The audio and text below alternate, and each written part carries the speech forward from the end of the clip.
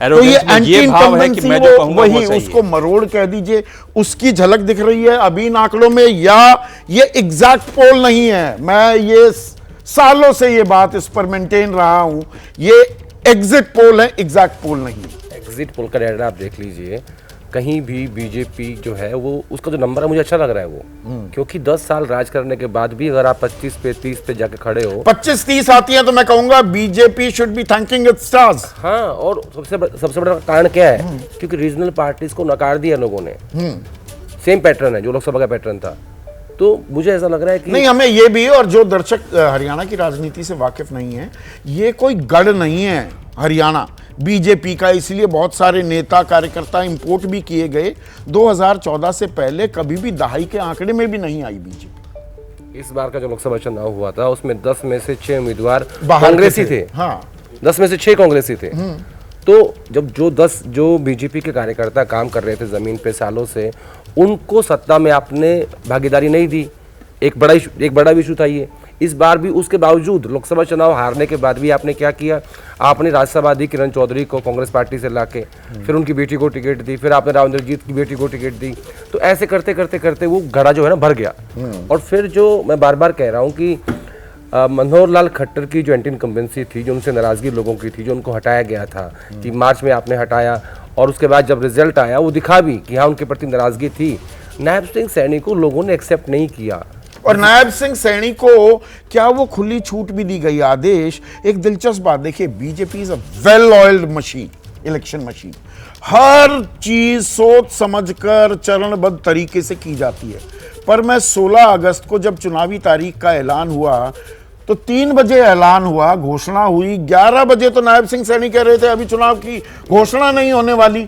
बहुत सारी सरकारी योजनाओं की घोषणा नहीं की गई थी, ऑन होल्ड था। तो left hand doesn't know what the right hand is doing. ये बीजेपी के साथ होता दिखा है, ये अमूमन दिखता नहीं है। ये मोदी जी के रिजीम में बनाए हुए तमाम मुख्यमंत्रियों के साथ दिक्कत है कि आप उनको सीएम बनाते हो क्योंकि वो कमजोर होते हैं, उनके पास इनकी जो लोग दिल्ली से जाते वो स्टेट चलाते हैं। एकमात्र मुख्यमंत्री ऐसे हैं उत्तर प्रदेश के जिनका अपना एक स्टैंड है, जिनकी अपनी एक स्पाइन है। अदरवाइज सारे मुख्यमंत्रियों को दिल्ली से डिक्टेट मिलती है कि आपको ये करना है और ऐसे करना है। आप देखिए, सत्ता आपकी केंद्र में, और आपको ये कहना पड़ रहा है कि हमारा छुट्टियां बीच में पड़ रही हैं, आप इलेक्शन की डेट को आगे बढ़ा दीजिए। तो क्या आपने चर्चा नहीं की थी पहले बैठ के? बातचीत नहीं हुई थी? चीफ मिनिस्टर कह रहे हैं कि चुनाव देखते हैं कब होगा, पता नहीं, उस दिन घोषणा हो जाती है। चीफ मिनिस्टर करनाल से उपचुनाव लड़कर चीफ मिनिस्टर बनते हैं, और करनाल से वो सीट उनको नहीं दी जाती, उनको लाडवा भेज दिया जाता है।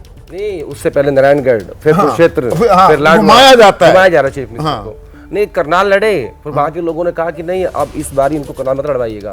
तो मनोहर लाल खट्टर ने अपने नजदीकी व्यक्ति को, उनका नाम है जगमोहन आनंद, उनको टिकट दी करनाल से, और फाइनली चीफ मिनिस्टर को शिफ्ट होना पड़ा अपनी सीट छोड़ के। तो ये चीजों तो जानती थी बीजेपी। मैं फिर कहूंगा बीजेपी रणनीति बनाने में उसके पास plan A, B, C, D विकल्प बहुत होते हैं, पर एक जाट नॉन जाट राजनीति की रणनीति, उस पर जो बहुत ज्यादा तवज्जो दी जा रही है, और हम लगातार उसके कहीं ना कहीं कहाँ फॉल्ट लाइंस हैं, कहाँ दिक्कतें हैं, वो बता रहे थे।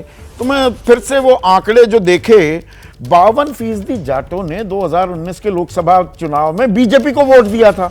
हम कहते हैं वो राष्ट्रवाद भी था, हिंदू थे, वो जाट नहीं थे। हाँ, वो सारे हिंदू थे। तो वो जाट नॉन जाट राजनीति कहाँ गई उस वक्त? उस वक्त काम नहीं कर रही थी। हाँ, आज जाके जब ये लोकसभा चुनाव, और 2024 में 27 रह गई, 52 से 27% जाट वोट बैंक गया बीजेपी के पास। कांग्रेस के पास 35 से बढ़कर 64% हो गया।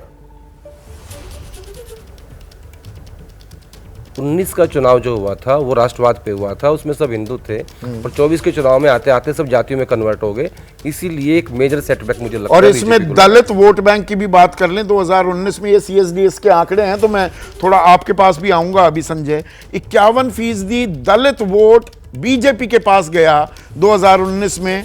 2024 में ये घटकर 24% रह गया, और 25% दलित वोट 2019 में कांग्रेस को मिला, ये बढ़कर 68% हो गया।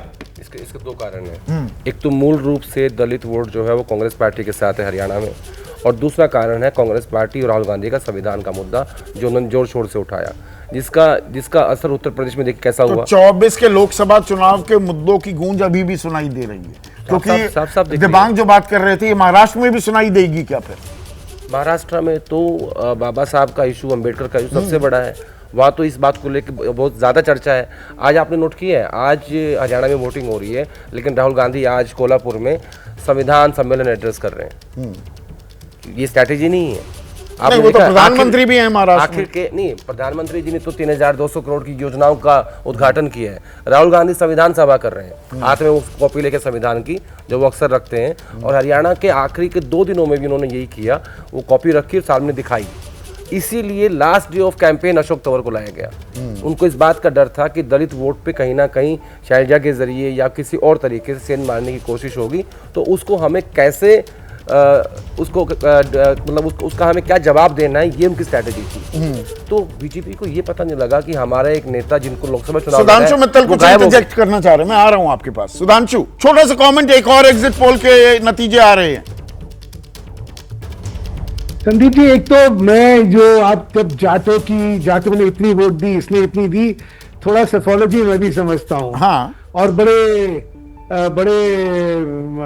विश्वास के साथ कह सकता हूँ कि ये सब कयास से होती हैं। सेफोलॉजी में कोई फॉर्मूला नहीं है टू नो कि अरे किस आप जात ही में किसको बीजेपी का थिंक टैंक, बीजेपी के रणनीतिकार सारे मीडिया को नैरेटिव ये बेचते घूमते हैं। देखिए, जाट नॉन जाट राजनीति हमने कर दी जी, यहाँ पर मनोहर लाल खट्टर को बनाया, जैसे मराठा नॉन मराठा राजनीति की। ये एक नई राजनीतिक रणनीति पर अब चल रही है बीजेपी।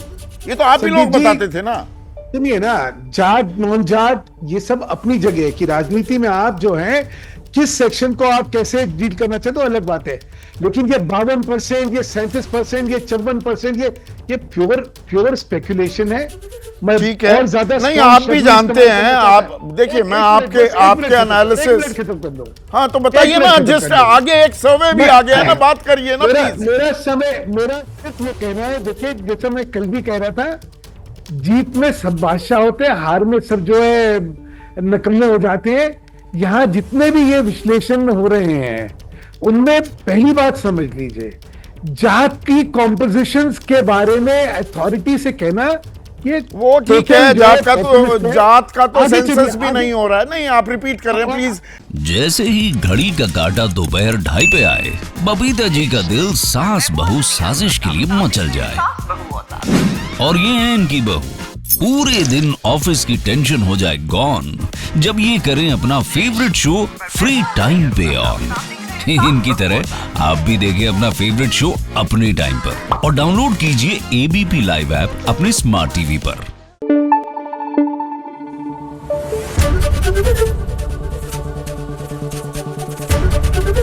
एबीपी न्यूज आपको रखे आगे।